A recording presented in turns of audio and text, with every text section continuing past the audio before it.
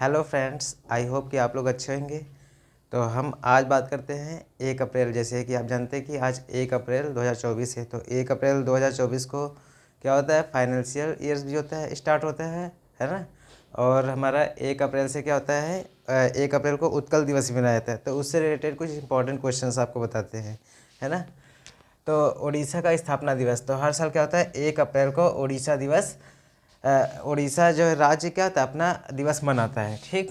तो इसे किस नाम से जानते हैं, उत्कल दिवस या उत्कल दिवस के नाम से भी जानते हैं, उत्कल दिवस के नाम से, है ना।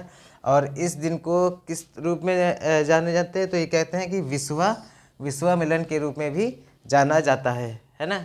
और इस दिवस यह दिवस बिहार व उड़ीसा राज्य से अलग नए राज्य ओडिशा, है ना, ओडिशा के गठन के याद में मनाया जाता है। तो पहले क्या था, बिहार और उड़ीसा जो ये मतलब कंबाइंड राज्य होते थे, तो इनसे अलग करके एक नया राज्य कौन सा बनाया गया, ओडिशा।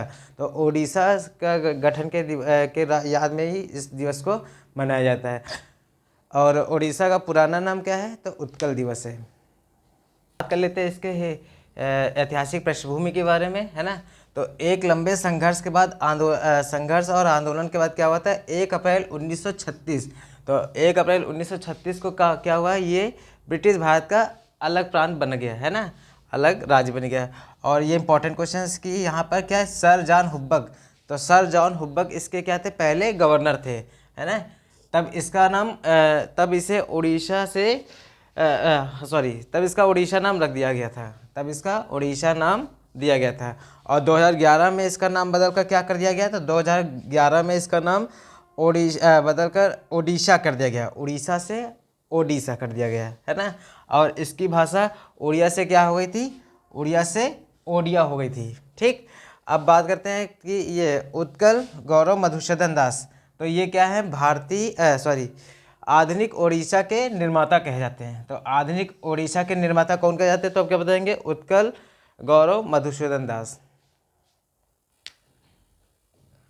ओडिशा के आंदोलन के लिए प्रमुख नेताओं में कौन कौन थे, तो उत्कल गौरव मधुसूदन दास, है ना, और उत्कल मणि और गोप बंधु दास और फकीर मोहन सेनापति और पंडिता नीलकंठ दास आदि शामिल थे, है ना। तो पूछ लेगा कि कौन कौन शामिल थे, तो क्या बताएंगे, तो आज इन्हीं के आंदोलन से ये क्या नया राज्य बना था, ओडिशा, है ना। तो गजपति मुकुंद देव ये क्या थे, ओडिशा के अंतिम हिंदू राजा थे, है ना। गणपति मुकुंद देव ये क्या थे, ओडिशा का अंतिम हिंदू राजा था, जिसे 1576 में क्या मुगलों ने पराजित कर दिया था, है ना, मुगलों ने पराजित किया था।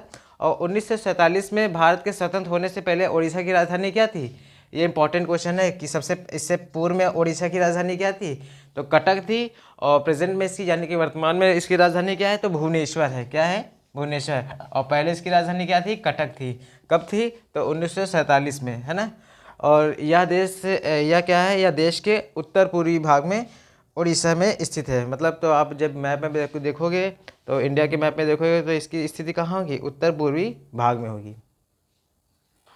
बात करते हैं सीमाओं की, तो सीमाएं उत्तर और उत्तर पूर्व में झारखंड से, है ना, और झारखंड व पश्चिम बंगाल से घिरा हुआ है। तो और पूर्व में किससे घिरा है, तो पूर्व में बंगाल की खाड़ी से, है ना। और दक्षिण में आंध्र प्रदेश और तेलंगाना से, तथा पश्चिम में किससे, छत्तीसगढ़ से घिरा हुआ है, ठीक। और कुछ इंपॉर्टेंट फैक्ट्स और बता रहे हैं इसमें कि, तो पूछेगा कि राज्य में कुल कितने मंडल हैं, तो आप कितने बताएंगे, 3, है ना। उड़ीसा में कितने मंडल हैं, 3 मंडल हैं। और ज़िले कितने हैं, 30। और 58 क्या है, उपमंडल, है ना। मतलब ये कह सकते हो जो छोटे छोटे खंड होते हैं। और 317 तहसील है इसमें, और 314 क्या है, ब्लॉक हैं, 314 ब्लॉक, है ना। तो राजकीय यहाँ का प्रतीक चिन्ह बात कर लेते हैं। तो राजकीय पुष्प कौन सा यहाँ का है, तो अशोक, है ना, अशोक। और अशोक जो है राजकीय वृक्ष उत्तर प्रदेश का है, ठीक। पक्षी की बात कर लेते हैं, तो ब्लू जे है, ब्लू जे। और पशु कौन है, तो सांभर हिरण है। अब बात कर लेते हैं उड़ीसा की जनगणना। तो जनगणना 2011 के हिसाब से कुल साक्षरता दर कितनी है, तो 72.87%, है ना। और औसत लिंगानुपात कितना है तो 979 पर मतलब 1000 व्यक्ति पर, है ना। मतलब हजार पुरुष पर 979 महिलाएं हैं। और यहाँ के मुख्यमंत्री की बात कर लेते हैं, तो मुख्यमंत्री कौन है, मुख्यमंत्री, है ना। तो उड़ीसा के मुख्यमंत्री कौन है, नवीन पटनायक, नवीन पटनायक। तो आज के लिए इस वीडियो में इतना ही। अगर वीडियोस हमारी पसंद आती हो तो लाइक शेयर एंड सब्सक्राइब जरूर करिएगा। Thank you.